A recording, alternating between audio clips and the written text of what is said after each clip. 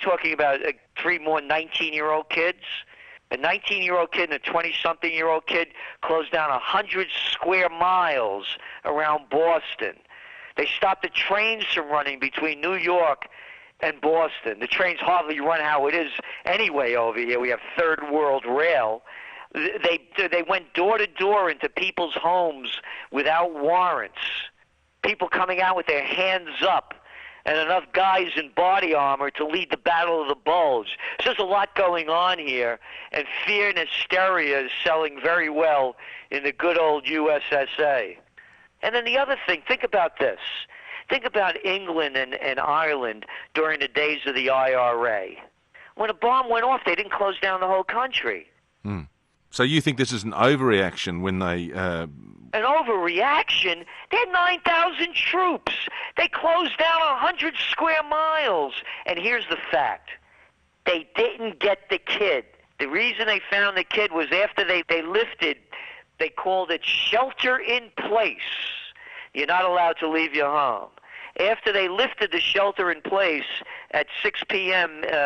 Eastern time, after they couldn't find the kid, a guy goes outside, has a cigarette, sees the tarps off the back of his boat, lifts the tarp up and sees his kid laying there in delirium and wounded. That's how they found the kid.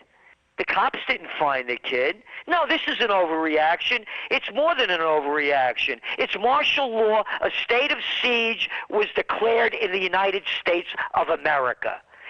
Cops went door to door with all this body armor on, going into people's homes without warrants. This is the United States.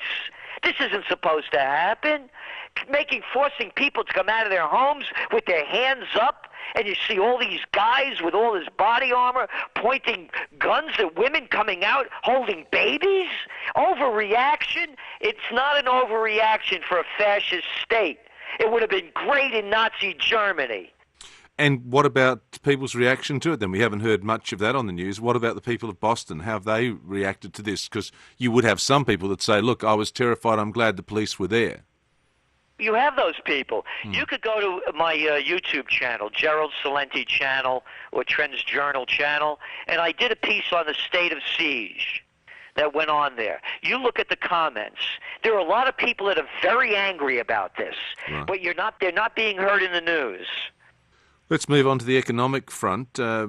You've been forecasting systemic global failure for years. It seems as if they may have turned the corner, a lot of the countries that are in trouble. Do you think that's the case? Which ones? Well, we're hearing that America is performing a bit better. I mean, is it possible that you're wrong, Gerald Celente? Oh, it's always possible that I'm wrong, and I am wrong. I'm only a human being. But look at the facts. Look at the numbers here. You're looking, for example, the Federal Reserve just came out today and announced they're going to continue to rig the bond market. That means they're buying $85 billion worth of bonds each month. They're now holding $3.3 trillion in their accounts of fake money. Look what's going on over there in the ECB. Tomorrow they're probably going to announce that they're going to lower interest rates again. Look what's going on over in China. Look at the data coming out showing a slowdown. Now remember, this is happening, by the way, after they've dumped in tens of trillions of dollars since the Great Recession began. You're looking at the United States, for example, home ownership now rates are down to 1995 levels. Real jobless rates are above 10% in most states. Look at the numbers on unemployment that just came out in the EU. It's over 12%.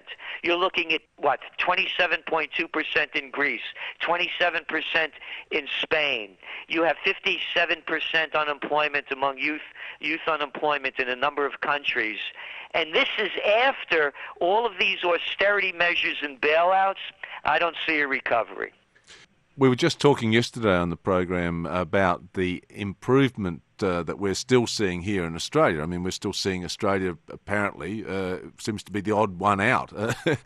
Do people around the world look at Australia and say, what the heck's going on there? Because, I mean, we've still got very low unemployment rates and we seem to be having reasonably strong economic growth.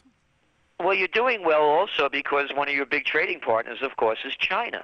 And what's China doing? China keeps building its domestic market.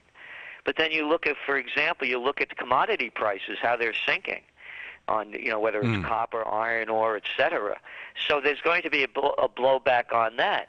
But of all the nations that are going to do the best, we would say China, being that they're redeveloping their economy to build more of a domestic economy, that's going to be positive for resource exporting countries. But even at that level, there's going to be levels of slowdown.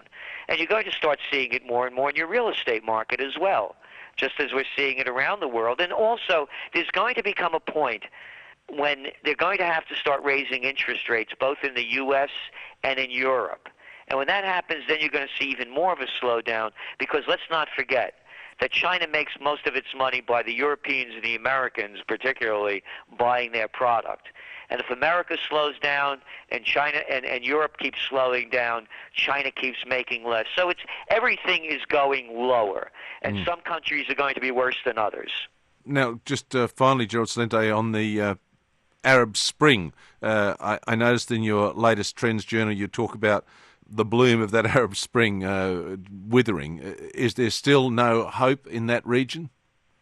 One of the executive editor, John Anthony West, he's renowned for his work, the movie The Mystery of the Sphinx. He's an Egyptologist, and he just got back there, and he's been going there for 30 years, and he just got back a few weeks ago. And it's decaying there so rapidly. The country's a poor country to begin with, and it's going down faster. And now it's just more corruption, a different team in there, and much worse actually. And the same thing, this Muslim Brotherhood is taking over in these countries. Same thing in Tunisia. So when what happens is there's these protests, but there's not a movement, and you need a movement, not a protest. So not much brightness on the Middle East, not much brightness on the economic front, and it sounds like things are a bit dark at home. Not a good forecast then. Well, again, it can change. It can change when the people demand that this corruption stop. I mean, you pick up the papers every day. Name the country. All of a sudden, the King of Spain, there's a corruption deal. The guy in Bosnia, another one in Bulgaria. Something going on in Germany, right here in the States. The morality has to change. These are morality issues. There's plenty of money to go around. There's plenty enough of it to go around. But the wars have to stop, and the thievery has to end. Look, the money changers have taken over the temple. I mean, I'm not making this up. I mean, you pick up our TrendsJournal right in the front page in my story. I talk about what the New York Times says about the IMF, and they say it in a very positive way, the power that the IMF has over the Eurozone, Euro leaders, and making decisions throughout Europe. Since when did that happen in a democracy? All right, Gerald Celente, thank you very much for your time this morning. Hey, thank you for having me.